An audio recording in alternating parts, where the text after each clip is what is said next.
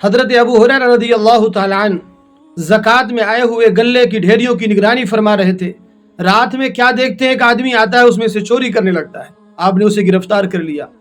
پھر وہ رونے لگ گیا، فقر و فاقے کی دہائی دینے لگ گیا. چھوٹے چھوٹے بچے ہیں، غربت ہے، دل میں رحم آ گیا، اسے معاف کر دیا. صبح اللہ کے رسول کے دربار میں حاضری ہوئی. اللہ کے رسول کو وحی کے ذریعے علم ہو گیا. آپ نے پوچھا ابو ہریرہ تمہارے قیدی نے کیا کیا تھا؟ حضرت ابو ہریرہ نے فرمایا اللہ کے رسول چوری کر رہا تھا، میں نے اسے پکڑ لیا، وہ رونے لگ گیا اور فقر و فاقے کی دہائی دے رہا، میں نے اسے معاف کر دیا. کہا جھوٹ بول رہا، پھر آئے گا. دوسرے دن پھر آیا، پھر وہی ماجرا ہوا، پھر رونے لگ گیا، معافی تلافی کی. اللہ کے رسول کے صحابی نے حضرت ابو ہریرہ نے معاف کر دیا.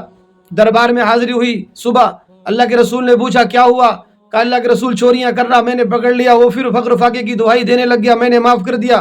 آقا نے فرمایا جھوٹ بول رہا، پھر آئے گا، ہوشیار رہنا. تیسرے دن پھر آیا، چوریاں کرنے لگ گیا. ابو ہریرہ نے مضبوطی سے پکڑ لیا. آج تجھے ظالم چھوڑوں گا نہیں، اللہ کے رسول کے دربار میں لے چلوں گا، تیرے کارناموں کو اجاگر کروں گا، تو چوریاں کرتا ہے.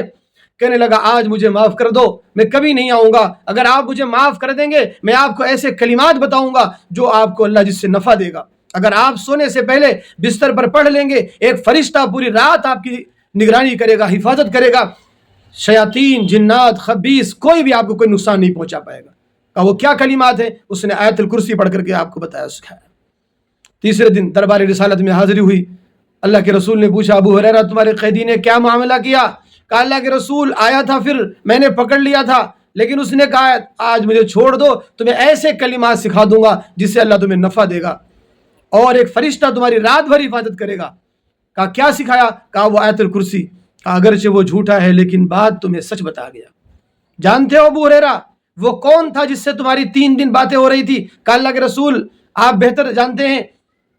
کہا وہ شیطان تھا جو 3 دن سے چوریاں کر رہا تھا. میرے پیارو، آیت الکرسی کی وہ فضیلت ہے جس کو شیطان بھی مانتا ہے.